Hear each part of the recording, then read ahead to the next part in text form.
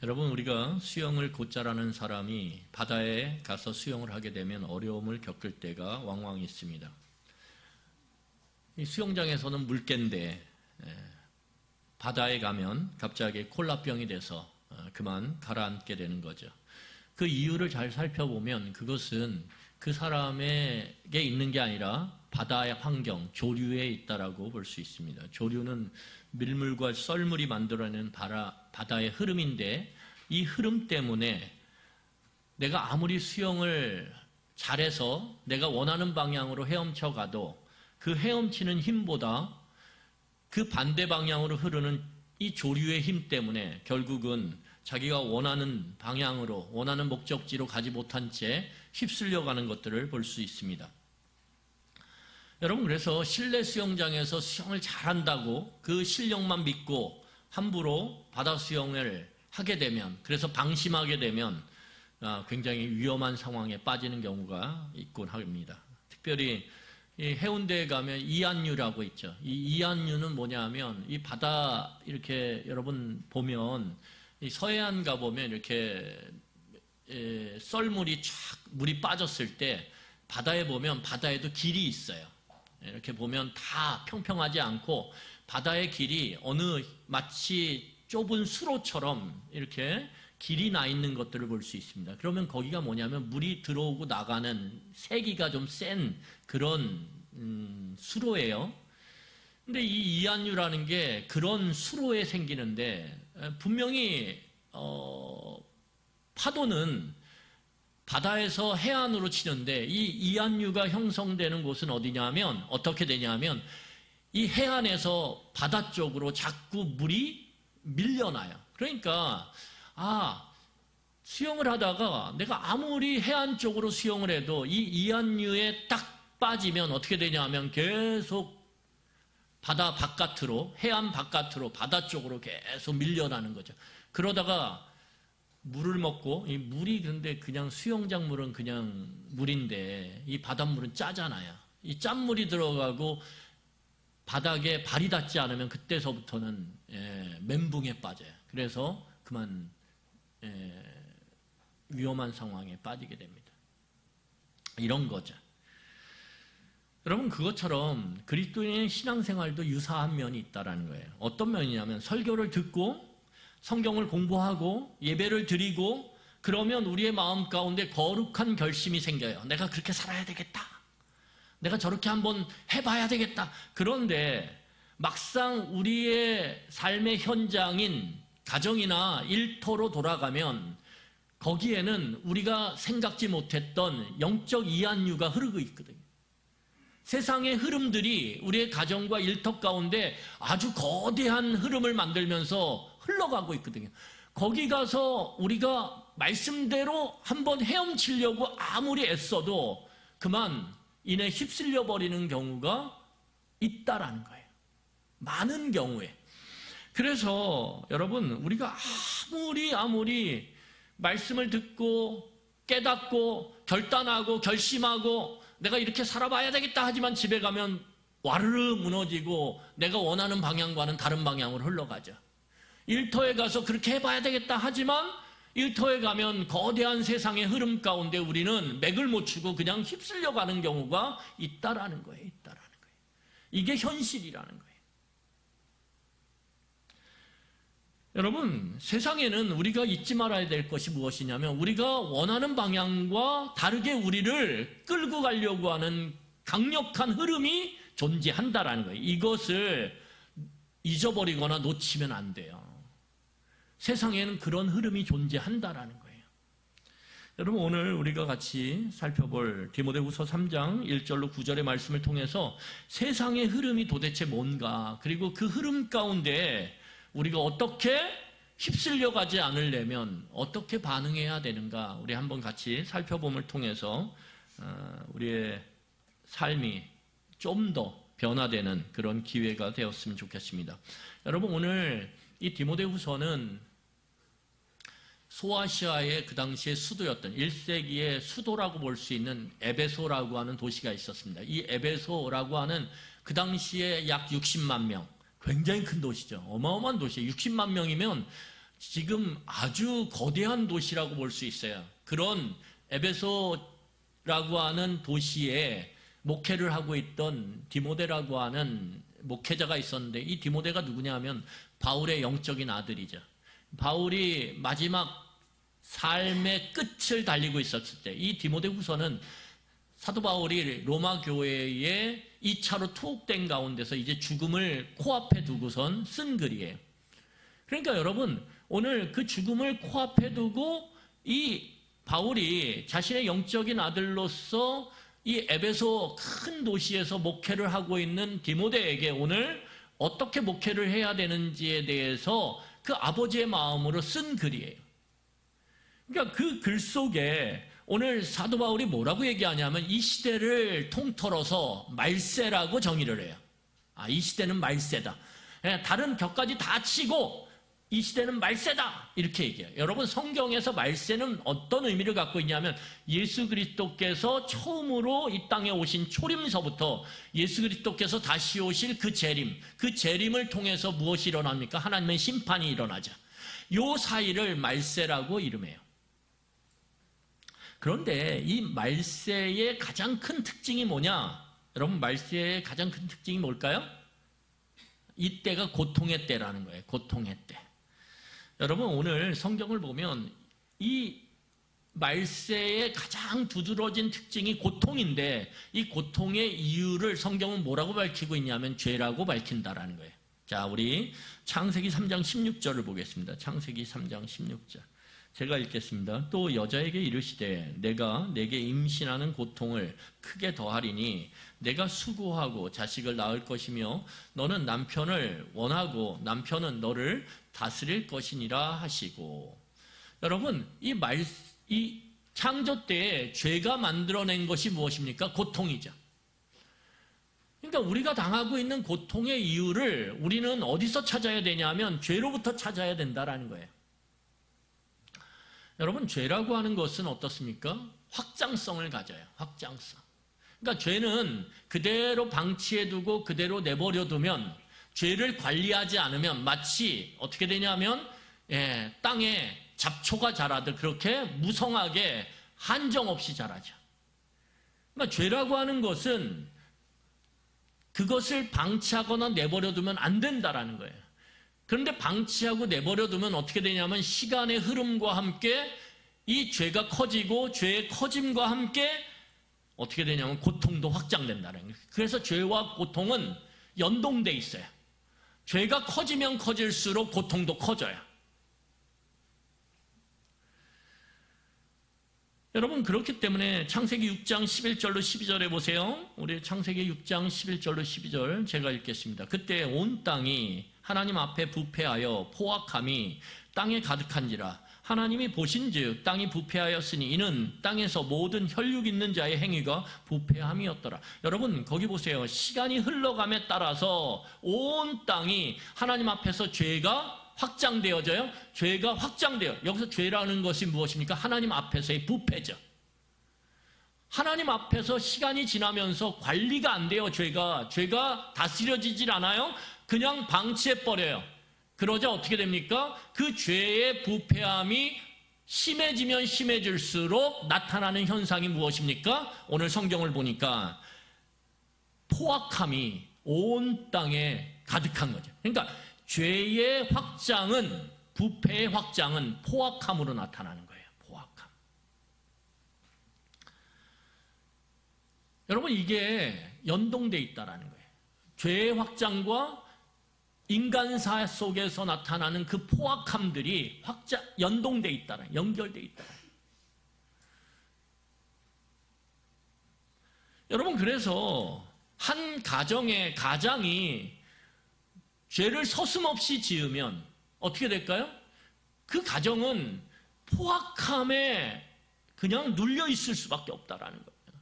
한 나라가 통치자에 의해서 부패함이 점점 가중되면 그 땅이 포악해진다라는 거예요.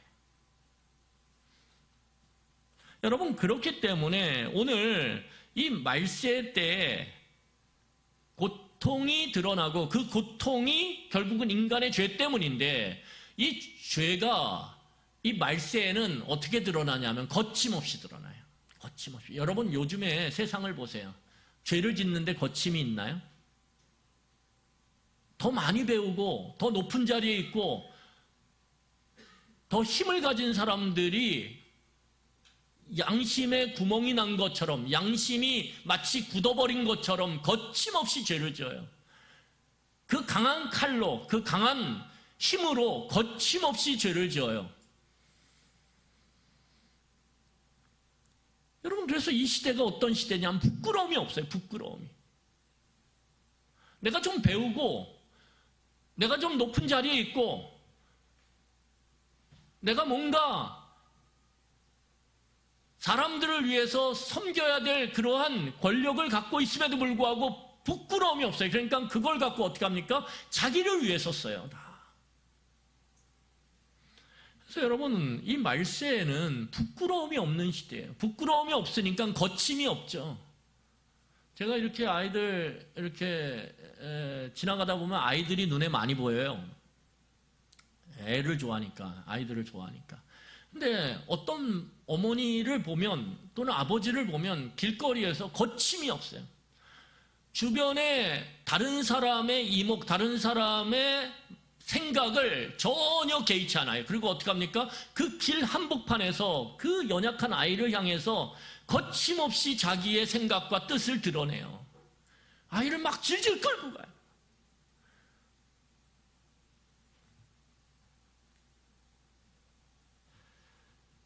부끄러움이 없어요. 부끄러움이 없어요. 여러분 이 시대의 정치인들이 부끄러움이 없어요.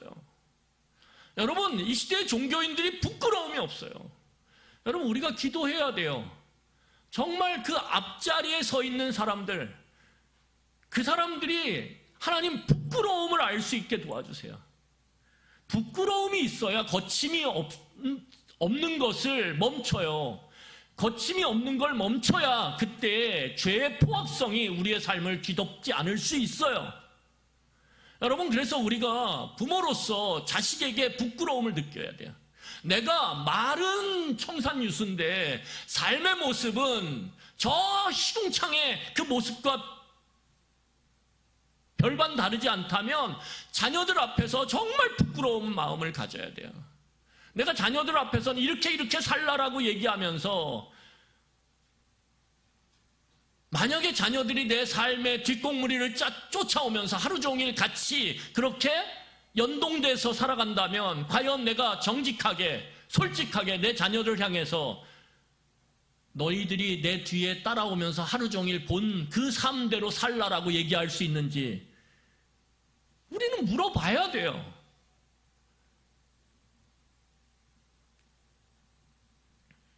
여러분 부끄러움을 가져야 돼요. 여러분 오늘 이 바울 사도는 디모데에게 그리고 우리에게 오늘 본문 2절부터 5절까지의 말씀을 통해 말세에 나타나는 사람들의 모습을 적나라하게 이야기해요. 여러분 너무 적나라해요. 그런데 이것이 뭐냐면 한 사람이 아니라 세상의 모습이란 말이에요. 너도 나도 다 부끄러움 없이 죄를 짓고 그 죄로 인해서 부패함이 나타나는데 그게 하나가 모이니까 뭐가 됩니까? 거대한 흐름이 되는 거예요. 거대한 흐름이. 우리가 그 흐름 가운데 살고 있다라는 거예요. 우리들이. 자, 그러면 여러분 2절부터 5절을 보세요. 우리 같이 읽도록 하겠습니다. 2절부터 5절까지 사도 바울이 이야기하는 이 세상의 흐름이 거대한 이한류가 도대체 뭔지 한번 같이 살펴보도록 하겠습니다. 같이 읽겠습니다. 시작.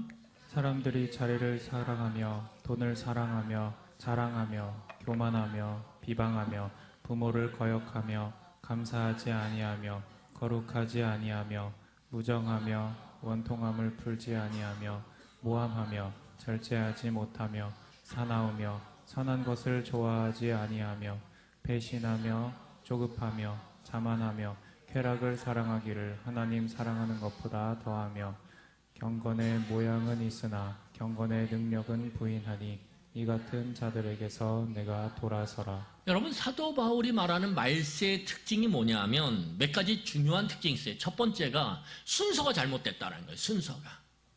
여러분, 하나님은 세상을 창조하시고 그 창조의 중심에다가 자신을 닮은 하나님의 형상과 모양대로 사람을 지으셨어요. 그리고 하나님은 그 사람과 함께 어떻게 했냐면 교제를 시작하셨단 말이에요. 이게 낭만적인 거예요. 이 교제를 딱 시작하셨는데 그 교제를 통해서 하나님이 정하신 그 창조의 순서가 있어요. 여러분, 순서를 지키는 것이 얼마나 중요한지 몰라요. 순서를 어기기 시작하면, 순서를 왜곡하기 시작하면 그때서부터는 그 모든 일들이 망가지기 시작하는 거예요. 그래서 삶을 살아가는 데 있어서 순서를 지키는 것이 너무너무 중요합니다. 여러분, 오늘 하나님께서 창조를 하시면서 만드신 순서가 뭐냐면 하나님과 사람과의 관계 안에서 사람은 반드시 하나님을 먼저 사랑의 대상으로 삼아야 돼요. 이게 순서란 말이에요. 하나님을 나의 사랑의 대상으로 삼지 않으면 그때서부터 나의 모든 것들이 다 왜곡되기 시작해요. 여러분, 그런데 오늘 이 사랑의 순서를 말세 때는 어떻게 바꿔버리냐면 많은 사람들이 하나님을 사랑하지 않아요. 누굴 사랑하냐면 자기 자신을 사랑해요. 자기 자신을 얼마나 사랑하는지 몰라요. 원래 하나님을 먼저 사랑하도록 하나님이 지으셨어요. 그런데 죄가 자꾸만 그 순서를 바꿔버리려고 그래요. 여러분, 죄는 우리들의 삶의 순서를 바꿔버립니다. 죄는. 여러분들이 살아가실 때 누구를 정말 사랑하셔야 돼요? 가족을 사랑하셔야죠. 굉장히 어려운 질문이었던 것 같아요. 가족 사랑하셔야 돼요. 그런데 만약에 어떤 남편이, 어떤 아빠가 자꾸 옆집을 사랑해. 옆집 애를 걱정하고, 옆집에 살림을 걱정하고, 옆집에 사람들을 걱정해. 여러분, 그러면 그게 잘못됐다라는 게 아니에요. 그런데 순서가 잘못되면 그러면 어떻게 될까요? 그 삶은 엉망진창이 될 수밖에 없어요. 여러분, 밥 먹는데도 옆집이 밥을 잘 먹고 있을까? 만약에 그러고서 지금 내 자식이 내일 시험을 앞두고 지금 가슴이 조마조마한데 옆집 애가 그거 공부 했었는데 내가 보니까 새벽에도 열심히 엘리베이터 타고 가면서도 영어 단어 외우던데 걔가 시험을 오늘 잘 볼까? 잘 봐야 될 텐데 이러면 이런 일은 없겠죠. 그런데 만약에 그렇게 순서를 바꿔버리면 어떻게 될까요? 내 집안은 엉망진창이 되는 거예요. 내 삶은 엉망진창이 되는 거예요. 여러분, 그래서 순서가 중요한 거예요. 오늘 하나님은 원래 우리가 하나님을 사랑하도록 지으셨어요. 그런데 하나님 사랑하기를 멈추고 나를 사랑하기 시작하면, 여러분, 나를 사랑하지 말라라는 게 아니에요. 우리 사랑해야죠. 자기 자신을 사랑해야죠. 그런데 하나님을 사랑하지 않은 채 자기 자신만 사랑하기 시작하면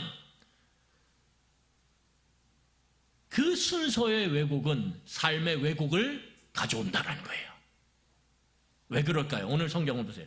여러분, 자기를 사랑하기 시작하잖아요. 그러니까 하나님을 사랑하게 되면 우리는 하나님의 생각이나 뜻을 생각하게 돼 있어요. 여러분, 누군가를 사랑해 보세요. 그럼 어떻습니까? 그 사람이 지금 뭘 좋아할까? 내가 어떻게 하면 그 사람이 기뻐할까? 이걸 생각하게 돼 있거든요.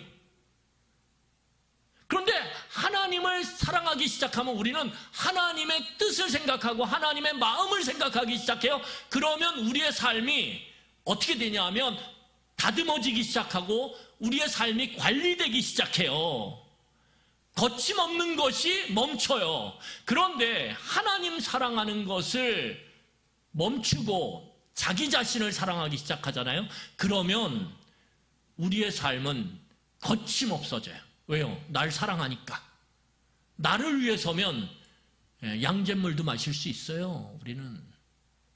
여러분, 오늘 성경을 보세요. 나를 사랑하기 시작하면서 순서가 왜곡돼요? 그러면 삶이 어떻게 왜곡되냐 하면 나를 위해서 물질을 사랑하기 시작해요. 여러분 성경 보세요. 다시 2절 보세요. 3장 2절이에요. 3장 2절을 보면 사람들이 자기를 사랑하니까 뭘 사랑해요? 돈을 사랑해요. 돈을 사랑해요. 이게 자연스러운 거예요. 나를 사랑하기 시작하면 나를 위해서 뭔가를 해야 되거든요. 그걸 하기 위해서 필요한 게 뭐예요? 물질이죠. 돈이죠. 돈을 사랑하기 시작하는 거예요. 여러분, 돈은 창조의 원리 가운데서 돈은 사랑할 대상이 아니에요. 사랑한다라는 건 뭐예요? 목적으로 삼는다는 거예요. 목적. 여러분, 사랑은 목적이에요. 왜 우리가 많은 세상의 연인들이 사랑하면서 실망하고 서로 다투고 싸우고 그래요? 자기를 수단으로 사랑한 것 같거든요. 내 돈 때문에 사랑하고 내 지위 때문에 사랑하고 내 외모 때문에 사랑한 것 같거든요. 그러니까 사랑이 수단이었네. 목적이 아니라 그 순간 관계는 깨지는 거예요. 여러분, 오늘 하나님께서 창조하실 때 돈은, 물질은 뭐예요? 사랑의 대상이 아니라 뭐의 대상이냐? 관리의 대상이고 다스림의 대상이라는 거예요. 우리가 이걸 착각한다라는 거예요. 돈은 내게 다스림의 대상이라는 거예요. 이 돈을 잘 다스리지 못하면 돈이 어느 순간인가 수단이 아니라 내 삶의 중심에 흔들리지 않게 틀어박힌 목적이 된다라는 거예요. 목적. 그래서 오로지 돈을 위해 살아요. 숨 쉬는 것도 돈을 위해 살고 내가 모든 행동들이 다 돈을 위해서 살기 시작한단 말이에요. 왜? 목적이 됐으니까. 여러분, 말세 때 가장 중요한 특징 중에 하나가 무엇입니까? 자기 사랑이 너무 과해서 그만 자신을 위해서 물질을 수단이 아니라 목적으로 삼기 시작한다는 거예요. 다스림의 대상이 아니라 내가 관리해야 될 대상이 아니라 사랑의 대상으로 삼기 시작한다는 거예요. 여러분, 그럴 때 나타나는 것이 무엇입니까? 그 뒤에 나타나는 모든 내용들이에요.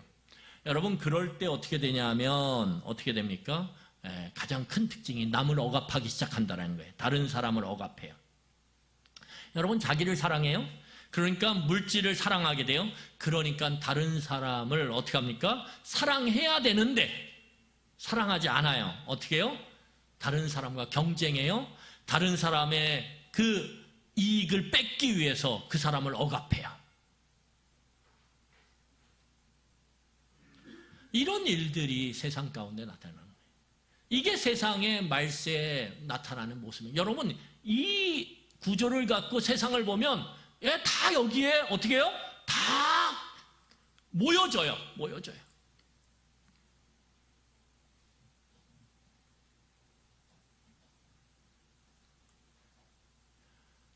자식을 사랑한다라고 얘기해요. 그런데 그 중심을 보면 자기를 사랑하는 거예요. 그래서 어떻게 하냐면 그 자녀가 의사가 되기를 원하고 그 자녀가 높은 위치에 올라가기를 원해요. 돈을 잘 벌기를 원해요. 기준은 돈이에요. 돈.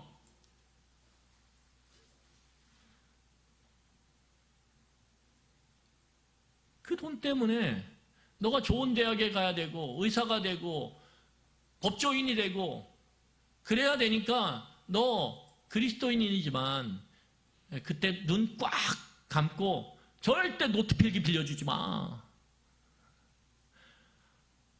이런 치졸한 삶이 아이들에게 전수가 돼요. 절대 협력하지 마. 함께 공부하지 마. 네가 아는 거 가르쳐주지 마. 공유하지 마. 여러분, 그럴 때 마지막에 나타나는 모습이 무엇입니까? 오늘 성경을 보면 마지막 5절에 보면 뭐가 나타나면 경건의 모양은 있는데 경건의 능력이 사라져버려요. 여러분, 자기를 가장 먼저 사랑해요? 그러니까 물질을 사랑하게 되죠. 그걸 추구하게 되죠. 그게 목적이 되죠. 그러다 보니까 다른 사람, 경쟁자들, 내 옆에 있는 사람들, 내 이익을 같이 나눠야 될 사람들 어떻게 해요? 우리는 얼마든지 눈 딱 감고 그들을 억압하고 그들을 어떻게 해요? 쳐내요.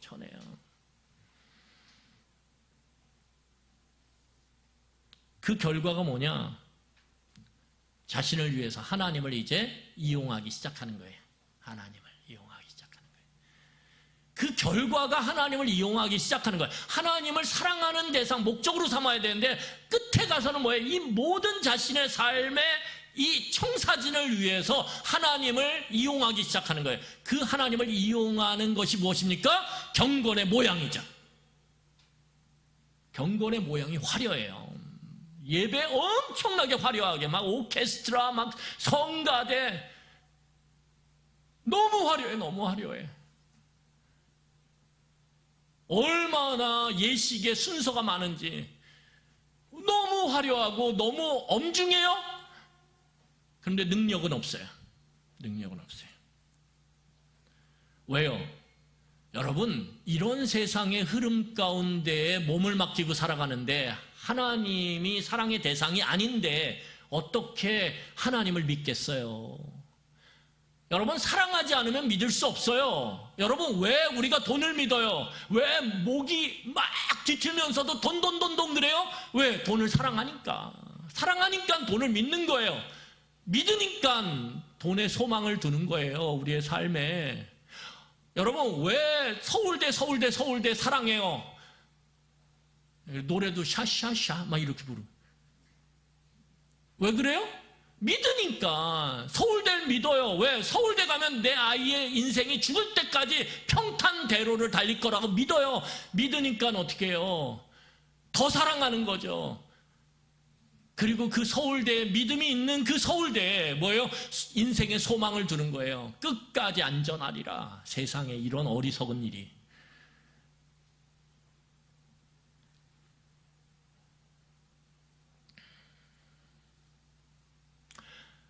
아니, 서울대 나와가지고 유명한 의사 됐다라고 이 사람 저 사람 이 방송 저 방송 다니면서 이러니 저러니 막 얼마나 자랑하는지 유명해지대요? 그런데 그 사람이 암에 걸렸어요.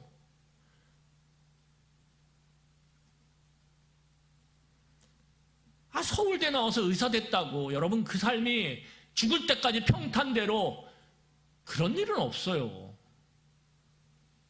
또 우리는 순서를 잘못 끼워놓고 그 거대한 흐름 가운데 스스로 속고 있다라는 거예요. 속고 있다라는 거예요. 여러분, 말세의 때는 이런 세상의 흐름들이 교회 안으로도 마구 들어와요. 여러분, 교회가 무엇입니까? 이 세상의 흐름을 막아낼 수 있는 유일한 공동체예요. 유일한 공동체. 만약에 교회까지도 세상의 흐름 가운데 그냥 휩쓸려 간다면 솔직히 소망이 없어요. 소망이 없어요. 진짜로 소망이 없어요. 그런데 교회마저도 세상과 똑같은 흐름이 존재한다라는 거예요. 교회 안에 사랑과 정의가 결핍되어 있어요. 여러분, 끼리끼리는요 다 할 수 있어요. 끼리끼리 유유상종 세상에서도 다 해요. 내 마음에 드는 사람 내가 더 위하고 내 마음에 안 드는 사람 내가 덜 위하고 아니면 위하지 않고, 그건 세상에서도 똑같은 흐름이라는 거예요. 똑같은 흐름. 교회가 다른 게 뭐예요? 하나님을 닮아가는 거예요.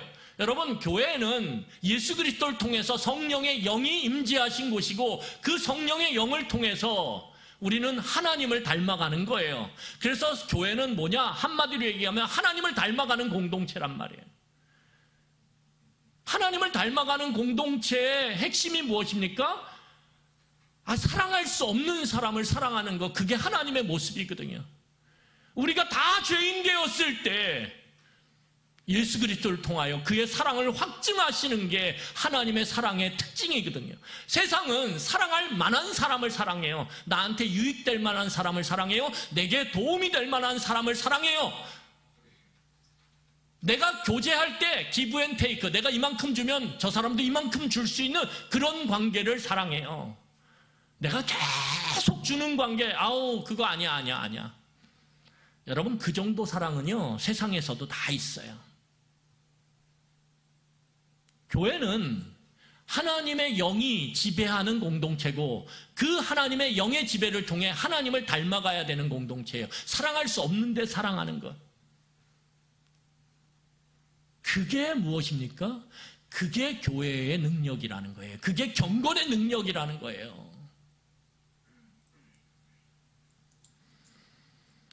여러분, 우리 요한복음 9장 31절을 먼저 보도록 하겠습니다. 여러분, 요한복음 9장 31절 같이 보겠습니다. 같이 읽겠습니다. 시작. 하나님이 죄인의 말을 듣지 아니하시고 경건하여 그의 뜻대로 행하는 자의 말을 들으시는 줄을 우리가 아나이다. 여러분, 거기 너무 중요한 말씀이 있어요. 하나님이 누구의 말을 듣냐 하면 누구의 말을 들어요? 경건한 자의 말을 듣죠. 경건하여 그 뜻대로 행하는 자. 여러분, 하나님의 뜻을 행하는 사람이 뭐예요? 진짜 경건한 사람이에요. 그러면 하나님의 뜻을 행하는 경건한 사람들은 어떤 사람이냐? 죄인의 말을 듣지 않고 살아가는 사람들이에요. 죄를 멀리하고 살아가는 사람. 하나님은 어떤 사람의 말을 듣냐면 죄인이 아닌 사람, 다시 말해서 경건한 사람, 어떤 하나님의 뜻대로 살아가려고 몸부림치는 사람의 말을 하나님은 철석같이 듣는다라는 거예요. 그러니까 세상의 이 거대한 흐름대로 살아가는 사람은 하나님이 말을 들을까요? 안 들을까요? 굉장히 쉬운 문제인데 안 듣죠. 당연히 안 듣죠. 안 듣죠. 아니, 세상 속에서 그 흐름에 맡겨서 세상에서는 그렇게 살아가고 교회 안에서는 하나님, 저는 하나님의 뜻대로 살아가기 원해요. 저는 경건이에요. 하나님이 바보냐고요. 그거 두 개를 구분 못할 정도로, 여러분들이나 저의 그 모습에 속을 정도로 하나님이 그렇게 하찮냐 이거예요. 그러니까 우리의 삶에 경건의 능력이 나타나질 않아요. 여러분, 오늘 히브리서 5장 7절을 보세요. 5장 7절 같이 읽겠습니다. 우리 5장 7절 같이 읽겠습니다. 시작. 그는 육체에 계실 때에 자기를 죽음에서 능히 구원하실 이에게 심한 통곡과 눈물로 간구와 소원을 올렸고 그의 경건하심으로 말미암아 들으심을 얻었느니라. 여러분, 예수님이 육체 가운데 계셨을 때 어떻게 했어요? 자기 죽음에서 능히 구원할 분이 누구라고 믿었어요? 하나님이라고 믿었어요. 그의 믿음은 그로 하여금 경건의 모양이 아니라 경건의 능력을 갖게 만들었어요. 그래서 어떻게 합니까? 심한 통곡과 눈물과 간구로 소원을 하나님 앞에 올려드렸다라는 거예요. 왜요? 기도의 능력을 믿으니까. 여러분, 이게 중요한 거예요. 기도의 껍데기만 갖고 있었던 게 아니에요. 기도를 흉내낸 게 아니에요. 경건의 능력에 해당되는 이 기도를 그냥 모양만 취하고 있지 않고 그 기도가 정말 나를 구원할 수 있다라고 그 능력을 믿고 어떻게 했어요? 눈물을 흘리며 뼈가 부셔지는 마음으로 기도했단 말이에요. 왜? 기도의 능력을 믿으니까. 그러니까 어떻게 됐다고 그래요? 하나님께서 그의 경건한, 예수 그리스도의 그 경건하심으로 기도의 능력을 믿고 온몸을 부셔가면서 그렇게 눈물을 흘리며 진을 째내며 하나님 앞에 간절히 기도했던 그 기도가 하나님께 어떻게 됐어요? 응답됐다라는 거예요. 들려지셨다라는 거예요. 그래서 죽음을 통과해서 누구도 가보지 않은 그 영광의 길에 예수님께서 우뚝 서셨단 말이에요. 이게 경건의 능력이에요. 여러분, 이게 뭐냐 하면 이게 되게 중요하죠. 클라이밍, 그 암벽 등반을 할 때 그 암벽에다가 핀을 박아요. 그리고 줄을 연결하는데 그때 이것이 줄을 잡아주는 굉장히 중요한 그러한 고리예요. 링이죠. 보세요. 자, 쭉 이렇게 한번 보세요. 이게 링이란 말이에요. 그런데 여기에 뭐라고 써 있냐면 이렇게 써 있어요. 절대 암벽 등반에는 사용하지 마세요. 여러분, 이게 링인데 너무 좋잖아요. 그렇죠? 이따 갖고 싶다고 오지 마세요. 그런데 여기에 절대 암벽 등반에는 사용하지 마세요 되어 있어요. 왜요? 이거는 뭐예요? 키링이거든요. 키링. 열쇠고리예요, 열쇠고리. 모양은 뭐예요? 암벽 등반에 쓰일 수 있는 모양으로 만들어졌지만 절대 암벽 등반에 쓰면 목숨이 위태로워요. 능력이 없어요. 능력이 하나도 없어요. 이건. 그래서 제가 열쇠고리로 매달고 다녀요.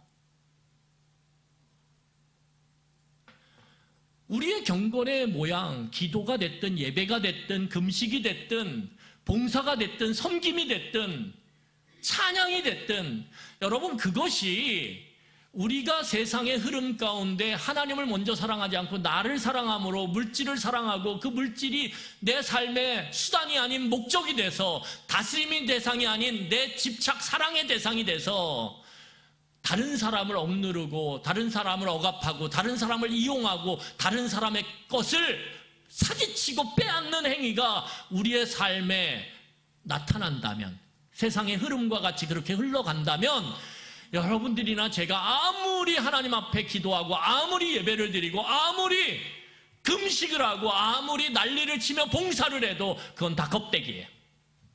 아무 능력이 없어요. 왜요? 여러분, 세상 가운데서 그렇게 살아가는데 여러분, 그렇게 100% 살라라는 게 아니에요. 세상의 흐름에 저항하려고 하는 몸부림조차 이미 없는데 그 사람이 하나님을 믿는 사람일까요? 그 사람의 기도가 정말 예수님께서 겟세마네 동산에서 피땀 흘리며 기도했던 것처럼 그 절절함과 간절함을 갖고 기도할 수 있을까요? 아니요, 없어요. 여러분이나 제가 다 아시잖아요. 우리가 기도하면서 언제 끝나나 기도가, 언제 끝나나. 말씀 읽으면서 어때요? 오늘 시편 말씀 왜 이렇게 길어? 이거 체크해야 되는데.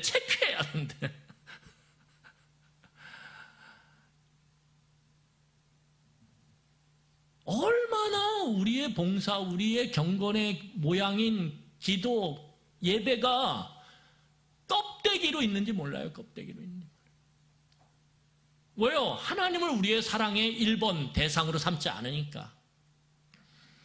하나님을 사랑의 대상으로 1번으로 삼지 않으면 우리는 하나님을 믿지 못해요. 제대로. 믿지 못하면 소망을 하나님께 둘 수가 없어요.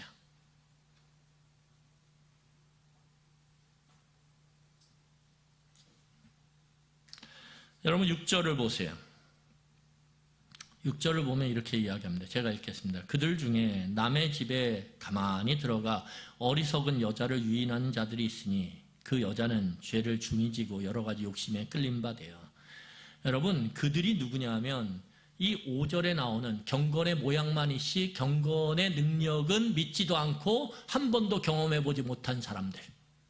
교회 안에서 경건해요. 성경책을 얼마나 잘 끼고 다니는지, 얼마나 기도를 하면 유창한 말들로 사람들의 귀를 현혹시키는지, 야, 경건하다 저 사람. 근데 그 사람의 세상 가운데서의 삶은 세상의 흐름에 그냥 온전히 몸을 맡기고 살아가는 사람이란 말이에요.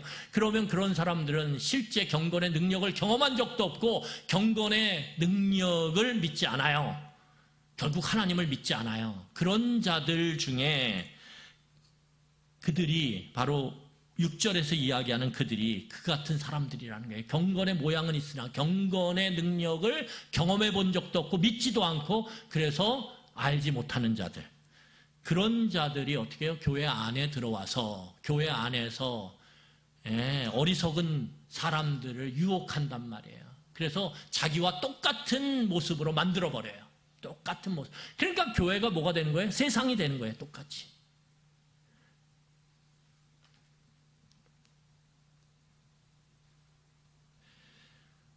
여러분, 그래서 이 교회 안에 들어온 이런 거대한 세상의 흐름은 우리를 진짜 진리가 아니라 비스무리한 진리, 유사 진리로 우리를 끌고 가요. 하나님을 진짜 믿는 게 아니라 그냥 하나님을 믿는 척하게 만들어요. 유사 진리, 유사 제품, 유사 신앙. 그래서 경건의 모양은 있는데 능력이 없어요. 하나님을 진짜 믿지 않아요. 그 마음을 시추해가지고 뚫고 들어가서 보면 하나님이 야, 너 나 믿지 않네? 아마 그렇게 이야기할 수도 있을 거예요. 그래서 우리는 두렵고 떨려야 돼요. 그렇구나. 여러분, 우리가 신앙생활에 오면서 이런 경건의 모양은 있는데 경건의 능력이 없는 사람들로 인해서 얼마나 많은 상처를 받아요. 얼마나 연약한 자들이 장로들 때문에, 장로님들 때문에, 목사님들 때문에, 집사님들 때문에 경건의 모양만 있지 경건의 능력이 없는 그 중심에 하나님을 믿는다라고 말할 수 없는 사람들 때문에, 세상의 흐름과 동일한 그 모습 때문에 그것이 교회 안에도 들어와서 얼마나 연약한 사람들을 그렇게 휩쓸고 끌고 가고, 그들을 죄로 끌고 가고 미혹됨으로 끌고 가서 땅을 치며 낙망하게 만드는지 여러분 경험해 오셨잖아요. 여러분, 오늘 성경을 보면 이런 사람들을 향해서 예수 그리스도는 정말 단호하게 선언해요. 자, 로마서 5장 6절입니다. 로마서 5장 6절 우리 같이 읽겠습니다. 시작. 다시 읽겠습니다. 5장 6절 제가 읽겠습니다. 우리가 아직 연약할 때 기약대로 그리스도께서 경건하지 않은 자를 위하여 뭐 하셨다? 죽으셨다.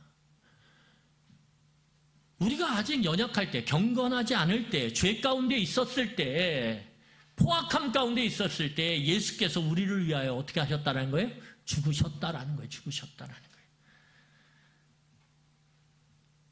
그래서 여러분, 경건하지 않은 사람, 죄 가운데 연약한 사람은 예수 그리스도와 상관이 있어요? 없어요? 없어요. 없었어요. 여러분, 오늘 본문 8절을 보세요. 본문 8절을 보겠습니다. 우리 본문 8절 같이 읽겠습니다. 시작. 진리를 대적하니 이 사람들은 그 마음이 부패한 자요 믿음에 관하여는 버림받은 자들이라. 네, 다시 한번 읽겠습니다. 시작. 그들도 진리를 대적하니 이 사람들은 그 마음이 부패한 자요 믿음에 관하여는 버림받은 자들이라. 네, 이 세상의 흐름 가운데 휩쓸려 떠내려가는 그리스도인들이라고 자칭 말하는 사람들, 교회 안에 있는 경건의 모양이 너무 화려한 사람들, 목사라고 하는 이름, 장로라고 하는 이름, 집사라고 하는 이름은, 권사라고 하는 이름을 붙이고 살아가는 그 사람들을 향해서 뭐라고 얘기하냐면 그들은 진리를 대적한다라고 얘기해요. 여기서 진리가 뭡니까? 예수 그리스도죠. 진리이신 예수 그리스도를 결국은 대적하는 자고, 그래서 그들은 마음이 부패한 자고 믿음에 대해서 버림받은 자라는 거예요. 왜요? 믿음이 없기 때문에.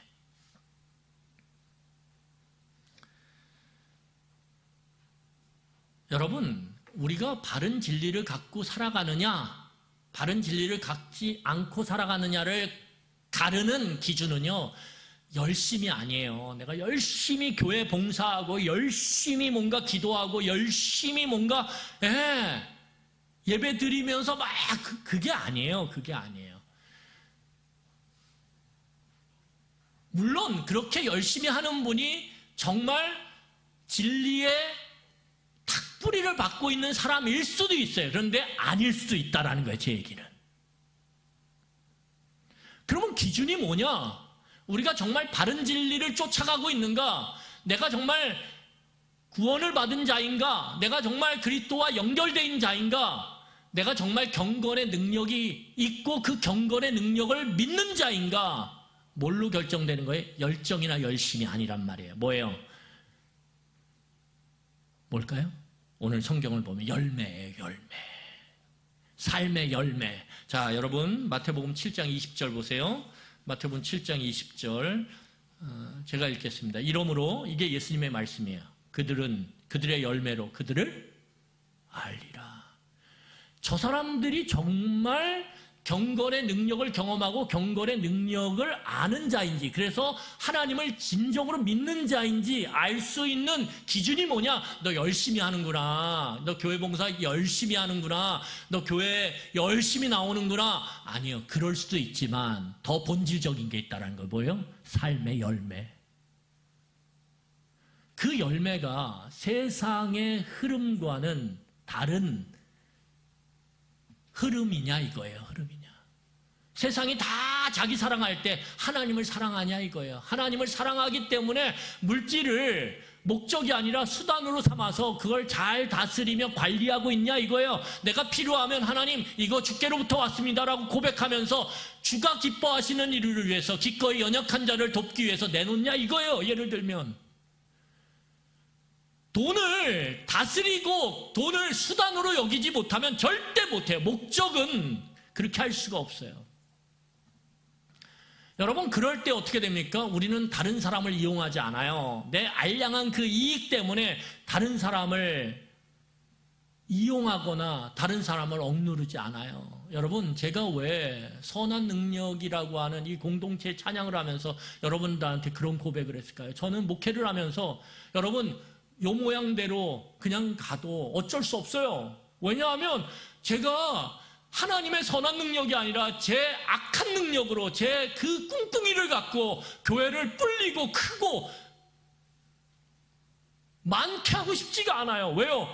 그게 결국은 무엇입니까? 세상의 흐름을 쫓아가는 거고 그것은 예수님께로부터 멀어지는 것이고 그것은 결국은 구원이 없고 생명이 없는 거란 말이에요. 제가 교회를 그렇게 막 여러분들에게 마치 대단한 소명을 이야기하는 것처럼 그렇게 소명을 이야기하면서 전도하세요. 새신자 초청잔치를 할 겁니다. 여러분 무슨 수를 써서라도 그 사람들에게 밥을 사주고 맨날 선물 주면서도 끌고 오세요. 그거 왜 그렇게 하냐 이거예요. 왜?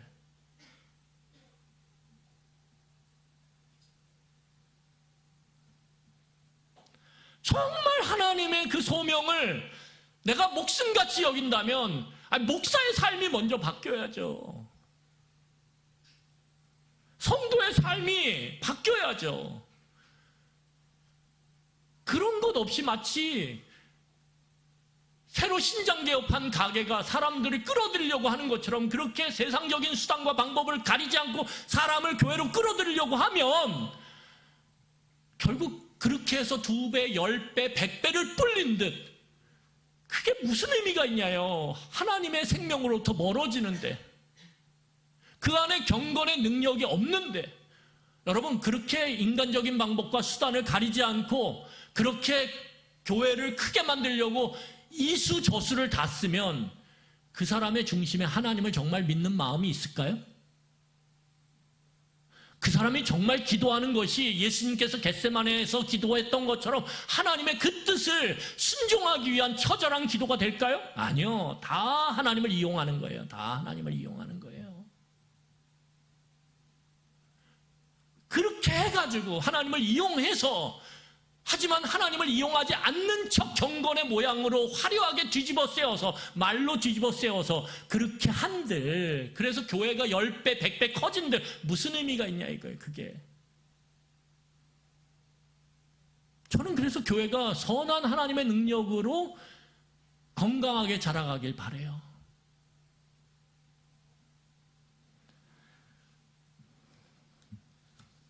여러분 지난주까지는 참 좋았죠. 그렇죠? 설교가 엄청 빨리 끝나가지고 제가 예배 드리다가 깜짝 놀랐어요. 끝이네. 우리 교인들 너무 좋아하겠다. 다음 주부터는 큰일 났네. 그랬는데 오늘 빨리 끝내려고 했는데 내용이 많아가지고 네, 말씀을 정리하겠습니다.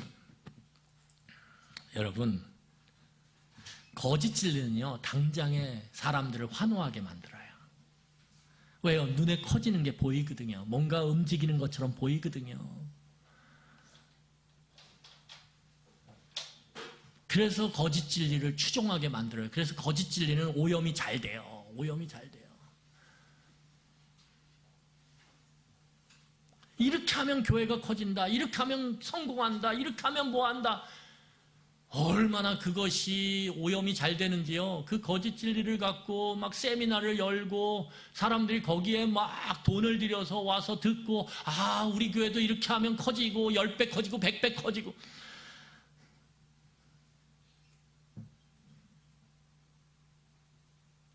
그런데 결국 그렇게 가다 보면 그 끝이 무엇입니까? 우리 9절 말씀입니다. 우리 9절 보겠습니다. 9절 읽고 말씀 마치겠습니다. 같이 읽겠습니다. 시작. 그러나 그들이 더 나아가지 못할 것은 저 두 사람이 된 것과 같이 그들의 어리석음이 드러날 것임이라. 네. 쭉 나갈 것 같은데 결국은 꼬꾸라진다라는 거예요. 야, 잘 될 것 같은데 결국은 꼬꾸라진다. 왜요? 거짓 진리에 동참하고 그 매력적이게 보이는 거기에 함께하는 거 당장은 좋아 보이고 유용해 보이죠. 그런데 결국은 그것의 끝이 무엇입니까? 어리석음이라는 거예요. 어리석음. 성경에서 어리석음은 뭐예요? 헛되다라는 거예요. 뭔가 있는 줄 알고 왔는데 없네. 생명이 있는 줄 알고 왔는데 없네. 구원이 있는 줄 알고 왔는데 없네. 결국은 그 끝이 헛됨이라는 거예요. 아무것도 없다라는 거예요. 아무것도. 여러분 말씀을 정리하겠습니다. 여러분, 참된 진리를 쫓는 교회는, 성도는 거기에 많은 사람이 쫓아가고 있느냐, 그걸로 판단하면 안 돼요. 정말 참된 진리를 쫓아가고 있는 교회와 성도들은 저 흐름에 얼마나 많은 유력한 자들이 동참하고 있느냐, 그걸 기준으로 삼으면 안 된다라는 거예요. 정말 참된 진리를 갖고 살아가는 사람들은 얼마나 많은 것들이 저기에 있느냐, 내가 얼마나 많은 것들을 얻을 수 있느냐, 그걸 갖고 참된 진리냐 아니냐를 단정 지으면 안 된다라는 거예요. 왜냐하면 예수님이 가신 길은 그 정반대였으니까. 예수님이 가시는 길은요, 참된 진리의 길임에도 불구하고 다 떠났어요. 다 떠났어요. 유력한 자들은 다 떠나고 정말 보잘것없는 자들,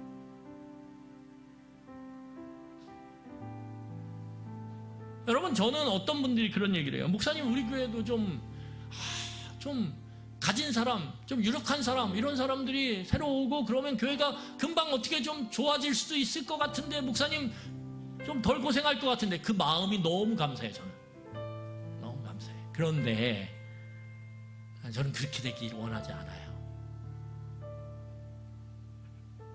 왜요? 예수님께서 가신 길이 보잘것없는 사람들과 함께 사랑의 공동체를 이루며 그 안에서 경건의 모양이 아닌 경건의 능력을 경험하는 공동체였기 때문에 그래요. 보잘것없는 그 공동체에 모여 기도할 때 하늘로부터 성령이 임함으로 그들의 삶을 뒤집고 마음을 뒤집고 그들의 인생의 가치관을 뒤집어서 땅끝까지 복음을 전하는 자로 하나님께서 사용하셨기 때문에, 여러분, 짧은 인생 살아요. 우리 이제, 저는 그동안 정말 하나님의 그 경건의 능력에 역사하시는 그 하나님의 모습을 좀 보고 싶어요. 함께 보고 싶어요, 여러분들이랑. 그래서 연약한 자들이 있는 것, 아픈 자들이 있는 게 오히려 하나님 앞에 더 간절히 기도하는 그 이유가 되고요, 그 까닭이 돼요. 새벽에 여기 앉아있으면 가슴이 답답해요. 이 성도 생각하면 이것 때문에 답답하고 저 성도 생각하면 저것 때문에. 저의 능력이 없잖아요. 저한테 능력이 있으신 하나님께 기도하는 수밖에 없는 거예요. 그러니까 제 기도가 저의 능력이 아니라, 저는 정말 능력 없어요. 저는 아마 목사 아니었으면 시간 봤을 거예요. 빨리 끝나라, 빨리 끝나라. 여러분보다 더 했을 거예요, 제가. 그래도 목사로 세우셔가지고 기도하게 하시는데 제가 할 수 있는 게 없으니까 정말 경건의 능력을 의지하며 기도하거든요. 하나님께서 역사하셔야 된다. 근데 그걸 경험하고 보아가는 것, 그게 우리로 하여금 하나님께 붙어 있을 수 있도록 만드는 길이라는 거예요. 그 길을 갈 때 그 끝이 헛됨이 아니라 참된 열매의 생명으로 드러난다라는 거예요. 여러분, 이 시간에 우리 같이 기도했으면 좋겠습니다. 군대가 행진을 할 때 누구의 구호에 발을 맞추느냐 굉장히 중요해요. 만약에 이 군대가 행진을 하는데 그 주변에 많은 지켜보는 군중의 그 소리에 만약에 그들의 박자에 발을 맞춰버리면 그때서부터 그 긴 그 군대의 행진은 엉망진창이 됩니다. 앞에 있는 그 군인들은 어떤 사람들의 말을 듣고, 중간에 있는 사람들은 또 다른 사람의 구호에 발을 맞추고, 끝에 있는 사람은 전혀 앞에 있는 사람들이 어떻게 구호를 맞추는지 들리지 않으니까 또 다른 옆에 있는 군중의 말에 귀를 기울이고, 그러면 엉망진창이 되는 거예요. 여러분, 우리의 삶이 세상의 그 흐름에 구호를 맞춰 살기 시작하면 그때서부터 꼬이기 시작하는 거예요. 그때서부터 엉망진창이 되는 거예요. 왜요? 당장 세상의 그 흐름의 구호는, 소리는 우리를 유혹하거든요. 저렇게 하면 될 것 같거든요. 저렇게 살면 뭔가 당장 한 손에 움켜잡을 것이 생길 것 같거든요. 근데 결국은 꼬꾸라진다는 거예요. 결국 삶의 끝에 가면 헛된 삶을 살았다는 걸 우리는 절감하게 되고 고백하게 된다는 거예요. 그러니까 오늘 하나님 뭐라고 말씀하시냐면, 세상의 그 흐름의 구호가 아니라 진리의 구호 대신 예수 그리스도의 그 구호에 귀를 기울이고 맞추기 위해서, 발을 맞추기 위해서 몸부림쳐 보라라고 우리에게 오늘 도전하고 있는 거예요. 이 이방인 도시인 에베소에서 살아가는 이 목회하는 디모데에게 바울이 죽기 전에 말하는 거예요. 하나님의 그 참된 진리에 너의 삶의 구호를, 행진의 발걸음을 맞추라고. 여러분, 이 시간에 우리 같이 기도하겠습니다. 행진에는 반드시 끝이 있습니다. 우리의 인생의 행진에 끝이 있어요. 중요한 것은 어떤 끝이냐예요. 어떤 끝이냐. 생명의 끝이냐, 죽음의 끝이냐. 그것은 오늘 사도 바울이 너를 지금 어떤 흐름에 맞추어 살아가고 있느냐, 살아가기 위해서 몸부림치고 있느냐, 그것이 중요하다라고 우리에게 말씀하고 계세요. 그냥 내 마음에 내키는 대로, 내가 원하는 대로, 내 본능대로, 내 살아온 습관대로 그렇게 살아가면 그 끝은 아무리 봉사하고 아무리 수고하고 애써도 헛될 것입니다. 돌이켜야 돼요. 하나님을 사랑하기 때문에 나와 다른 사람들, 나의 마음에 들지 않는 사람들을 기꺼이 사랑하려고 몸부림치고 기도하는 그 경건의 모습, 그럴 때에 그 경건의 기도가 내 마음을 바꾸고 내가 사랑할 수 없는 사람을 사랑하게 만드는 놀라운 능력으로 드러날 때 우리는 살아계신 하나님을 확신하게 되는 거예요. 우리 이 시간에 그런 삶을 살게 해달라고, 세상의 흐름으로부터 돌아서는 용기를 갖게 해달라고 우리 같이 기도하도록 하겠습니다. 기도하시겠습니다.